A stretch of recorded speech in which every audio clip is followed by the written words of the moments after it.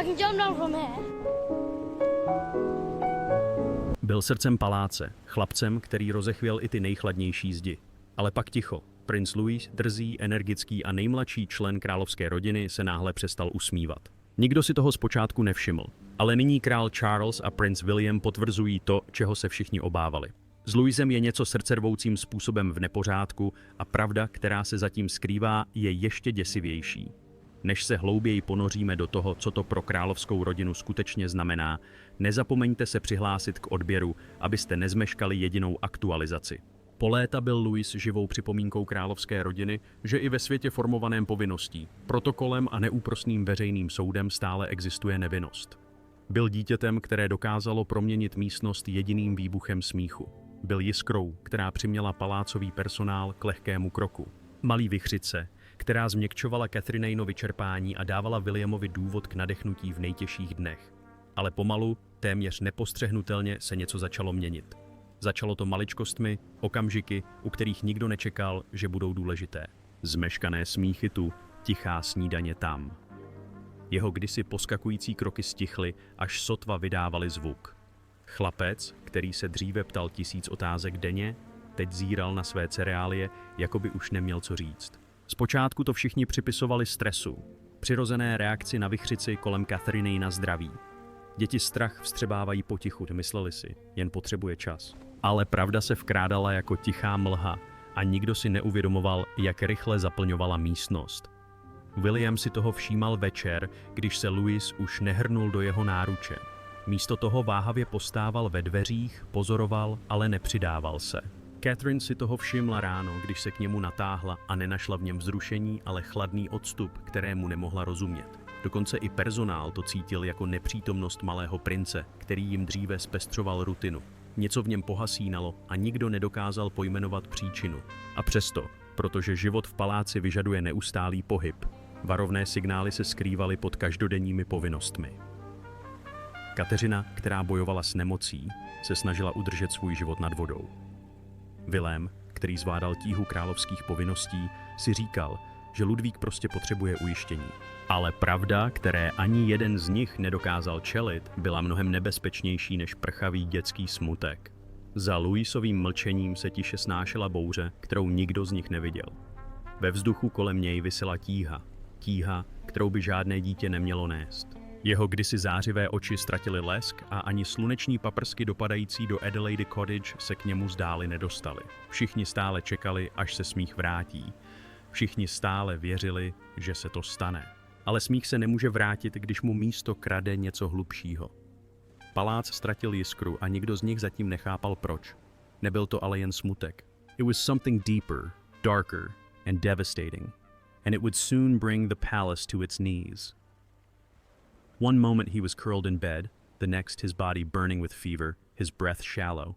Catherine's scream shattered the still morning calm, and within minutes, emergency protocols were activated. It was no longer speculation. Prince Louis was slipping, and no one knew why. Catherine had entered her son's room, expecting just another routine morning, but the moment her hand touched his forehead, a chill ran through her spine. His skin was scalding. His small body trembled beneath the sheets, drenched in sweat. His eyelids fluttered, unfocused, barely aware of her voice. She called for William with a tone he hadn't heard since her cancer diagnosis, and that was enough to make his blood run cold. He ran, barefoot, through the corridor and into the room, only to find his son limp, burning, and barely conscious. Without hesitation, William gathered Louis into his arms. He could feel how much lighter his son had become in recent weeks. He had tried to dismiss the weight loss as temporary stress, the result of emotional exhaustion after Catherine's illness. But this moment shattered all denial. As he held Louis's fragile frame, something inside him broke. The convoy to the hospital was mobilized within minutes. Security swept the halls, clearing the way. Medical bags were thrown into vehicles. A royal emergency line was triggered, one that hadn't been used in decades. Catherine cradled Louis in the back seat, whispering to him through her panic. William sat opposite, one hand clenched into a fist, trying not to let his fears spiral into chaos. Red lights seemed to last forever. Every second, Louis's breathing grew more shallow. At the hospital, a whirlwind of action surrounded them. Nurses rushed forward. Doctors issued urgent commands. and Louis was wheeled away with tubes already being inserted and monitors activated. Catherine stood frozen, her arms still curved in the shape of where he had been. William kept a hand on her back, his other gripping the doorway to stay upright. But the moment the doctors shut the door, reality punched through. No one knew what was wrong. King Charles arrived within the hour. He had been in a private meeting when the call came in, but the moment he heard Louis, he stood and walked out without another word. No guards, no press, no palace protocol, just a grandfather arriving to face the unthinkable. When he entered the private waiting room, he found William pacing like a caged animal and Catherine sitting motionless, staring at nothing. Charles didn't say anything at first. He simply sat between them, reaching for both their hands. That single gesture said more than words ever could. Doctors came and went, delivering vague updates wrapped in medical jargon. They spoke of high fevers, aggressive testing, possible infections, and immune responses, but no answers. Louis remained unresponsive, drifting in and out of consciousness. Monitors beeped ominously.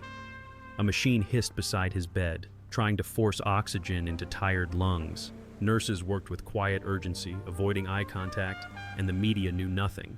The world continued turning, unaware that within hospital walls, a royal crisis was unfolding. One of the monarchy's youngest was slipping away, and neither power nor title could stop it.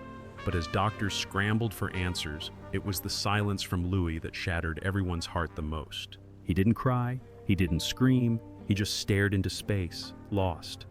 As days passed with no diagnosis, the family realized they weren't just battling an illness, they were unraveling a mystery of the soul.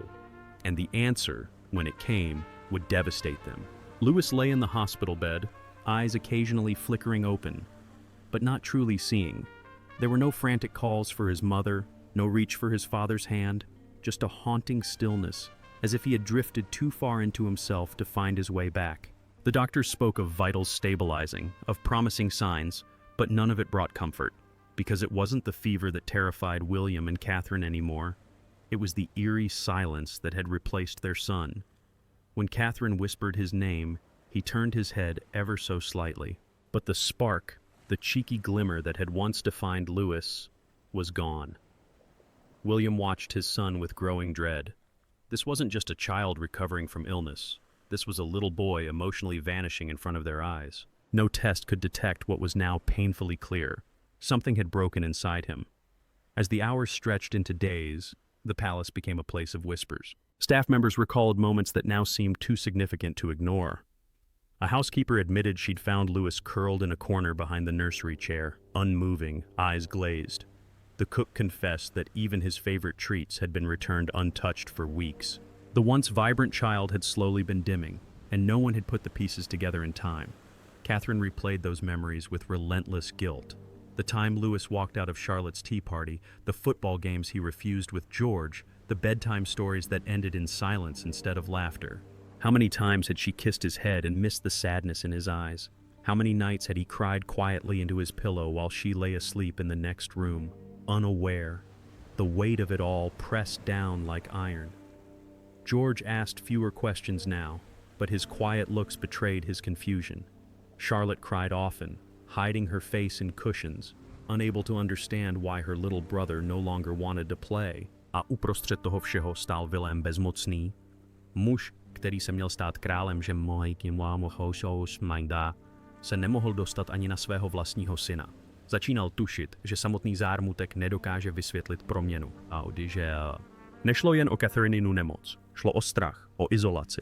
Víra tak bolestná, že z Louisovy duše vysávala radost.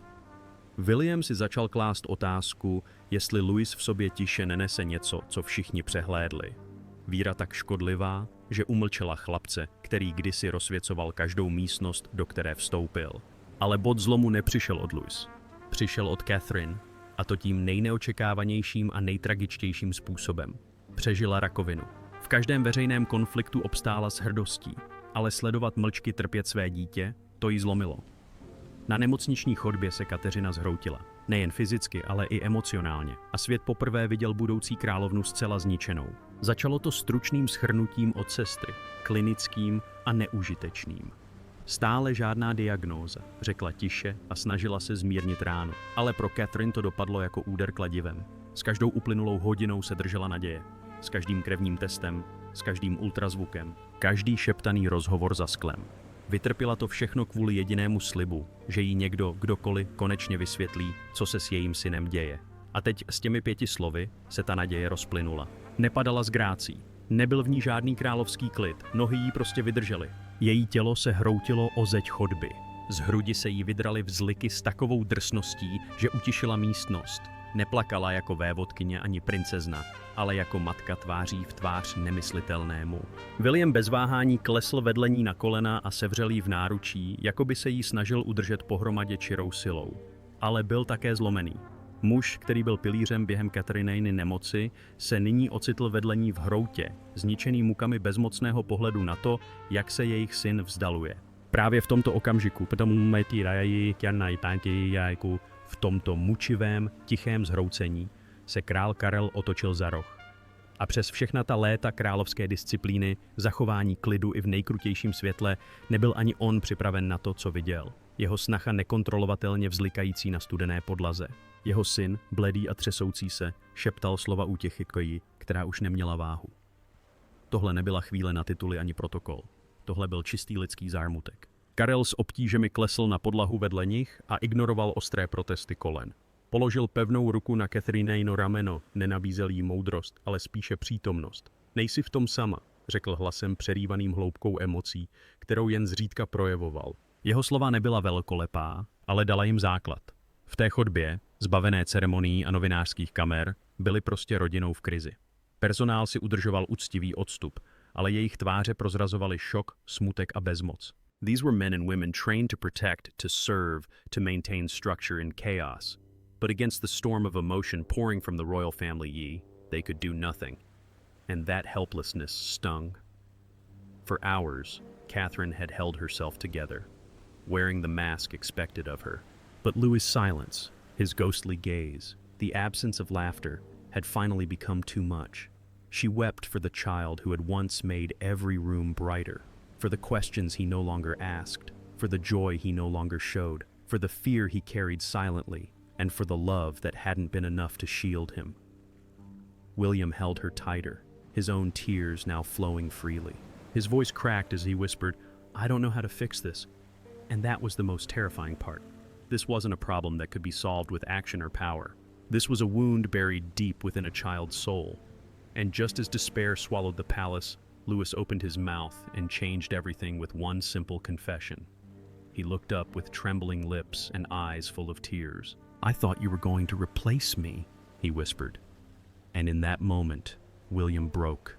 A father's heart shattered by a child's misunderstood world, a truth more painful than any illness. The silence had stretched for days, but it was broken not by a scream, not by a cry, but by a sentence that cut through the royal family like a blade. William had been sitting beside Louis's hospital bed, trying again to reach his youngest child through soft questions and gentle reassurances. Catherine had been reading aloud in hopes of restoring a sense of calm, but it was Louis, pale and frail, who finally spoke.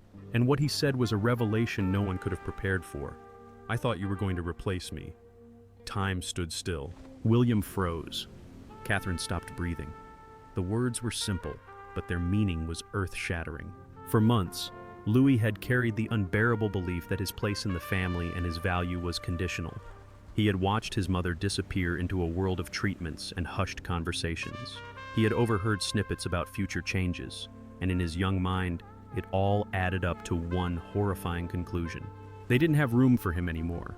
Rumors of a new baby, whispered by staff and half heard behind closed doors, had planted a seed that grew into fear. In Louis's eyes, a baby meant someone new to love someone more important, someone who wouldn't need reminders to eat or coaxing to smile. So he did the only thing his heart could manage. He faded quietly. Hoping his silence would make him easier to keep, William stood and walked to the hospital window. He pressed his hand to the glass. His other hand clenched so tightly it trembled. Silent sobs overtook him. He had survived scandals, pressure, the burden of an entire monarchy, but nothing had prepared him for this. To hear that his child believed he was disposable was a pain that tore through him more brutally than anything the crown had ever demanded. Catherine moved closer to Louis, her voice low and urgent. She told him there was never a moment, not even during her darkest days, when she didn't love him beyond words. She told him that no baby, no royal duty, no illness could ever change the place he held in her heart. But Louis wasn't looking for comfort. He was looking for certainty. "Promise I'll still be important?" he asked, voice cracking under the weight of months of self-doubt. William turned from the window, crossing the room with urgency. He knelt beside the bed and took Louis's hand with trembling resolve. "You will always be important. You will always be loved. You are ours, and no one could ever, ever replace you." His words weren't rehearsed or polished. They were raw, desperate, and real. But healing a heart broken by misunderstanding takes more than promises, it takes transformation. They were future king and queen, yes, but they had just failed as parents, and that realization cut deeper than any crown could soothe. That night, William and Catherine vowed to never again miss the quiet cries of their children. Everything would change. Starting now, in the quiet hours after Louis's confession, the hospital room was filled not with medical alarms or staff chatter, but with the overwhelming sound of guilt. William sat in silence, his fingers locked, his head bowed. Catherine stared blankly at the sleeping form of their son, the weight of every missed sign, every misunderstood moment crashing down all at once. They had faced crises before public scrutiny, royal scandal, illness, but this was different. This was personal, and this one had slipped past them unnoticed, leaving their child in emotional ruins. They talked long into the night, not about logistics or protocol, but about pain. About the games Louis had refused to play, the meals left untouched, the bedtime routines that ended in quiet tension. They had mistaken his withdrawal for grief, his silence for adjustment. They had assumed he was strong because he didn't cry. But in truth, he had been crumbling, and they hadn't seen it not soon enough. Catherine, her voice hoarse with emotion, made her decision without hesitation. Every non-essential royal duty, every public engagement, every scheduled speech, they would wait. "For the next 3 months, I belong to my children," she said, not as a royal figure, not as the Duchess of Cambridge, but as their mother, the one they needed to feel safe, heard, and loved again. William followed suit. He reached out to his private staff with an urgency they hadn't seen before. His calendar was stripped of all unnecessary commitments. "If Louis needs me, I must be there," he told them firmly. It wasn't a request, it was a declaration. The monarchy could wait, his son could not. The next day, they brought in a team of child psychologists, experts who didn't speak in riddles or sugarcoat the truth. They listened, observed, and explained what William and Catherine had feared. Louis hadn't simply been sad, he had felt abandoned, forgotten, and that belief, planted and watered by circumstance, had grown into despair. The healing would be long, and it had to be intentional. They took every suggestion seriously.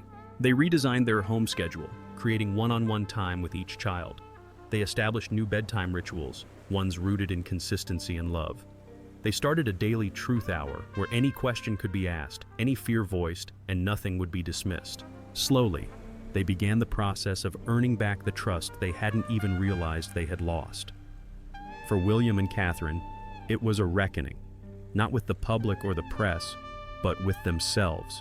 With the roles they had balanced for so long and the cost they hadn't calculated, they had built a life where duty came first. But now, they were building something else. A sanctuary where their children came before all.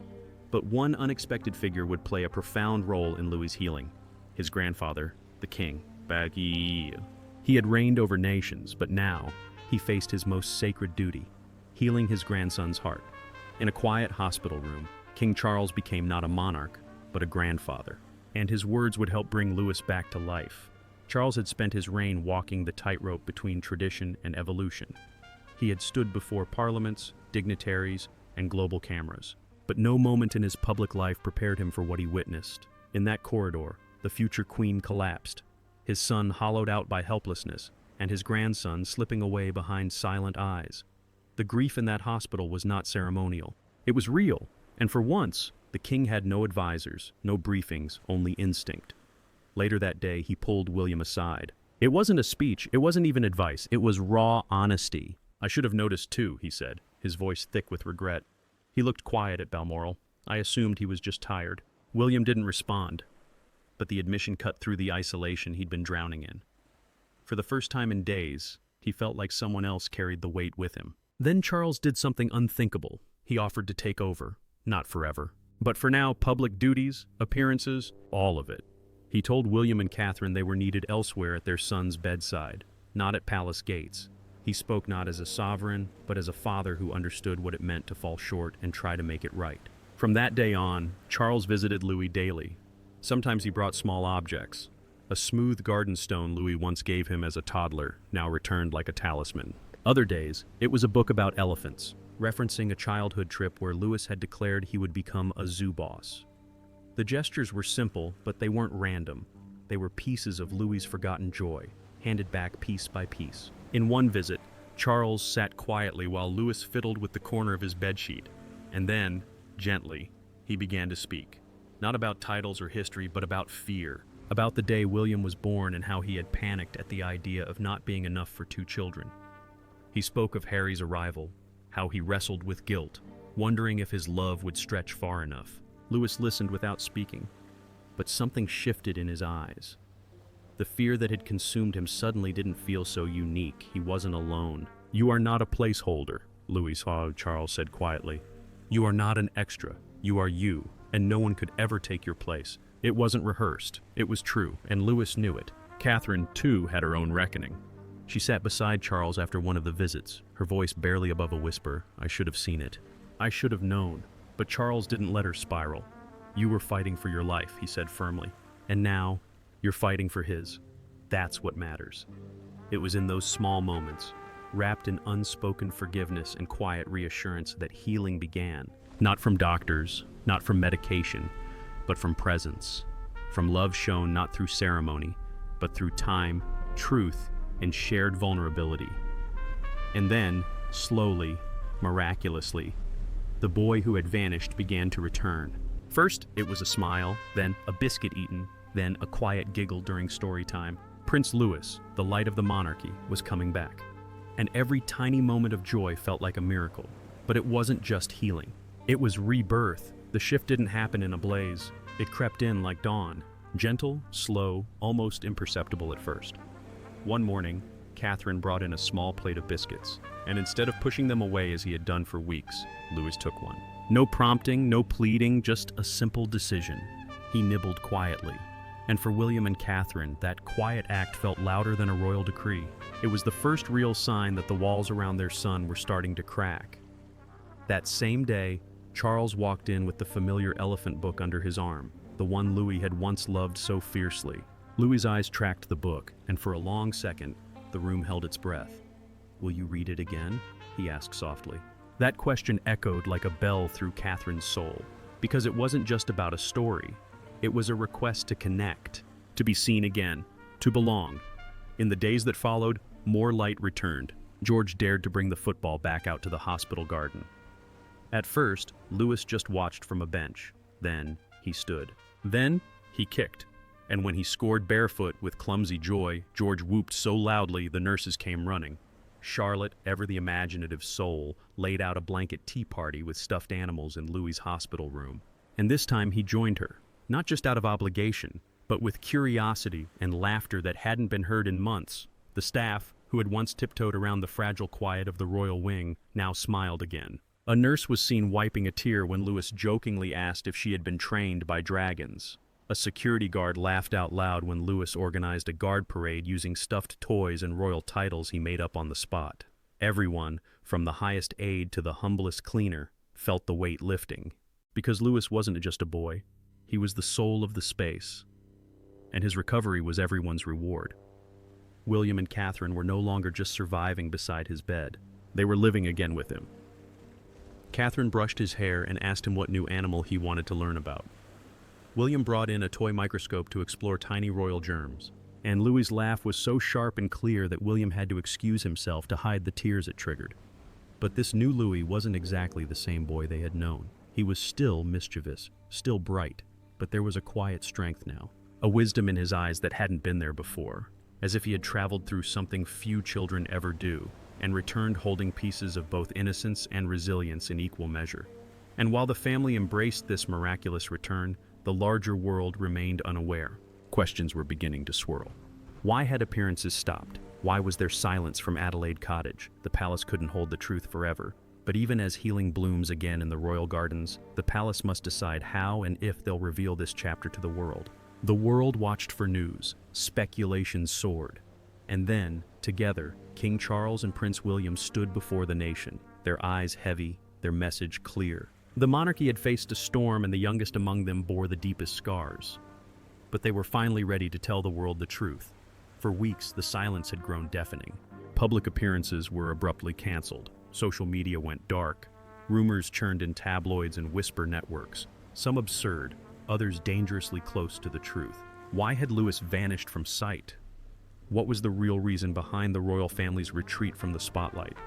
The pressure to speak became a storm the palace could no longer contain. And so, behind closed doors, a difficult decision was made. The statement would not be clinical. It would not be cold. This would be personal, crafted with care and compassion. Every word was debated, every sentence reviewed through the lens of truth and dignity. And when the moment came, the monarchy didn't hide behind press secretaries.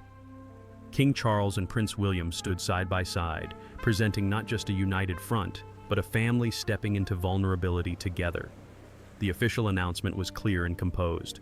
Prince Louis had experienced what was described as a significant health and emotional episode that had required both urgent medical attention and sustained family support. It spoke of healing, of progress, but also of hardship. The statement did not shy away from acknowledging that even the youngest members of the royal family are not immune to the emotional toll of change, fear, and overwhelming life events. Then came Catherine's voice, written but deeply felt. Her brief note, attached to the public statement, thanked the nation for its patience, understanding, and unwavering kindness. She expressed gratitude for the medical professionals who had stood beside them through uncertainty, and above all, for the love shown toward their son.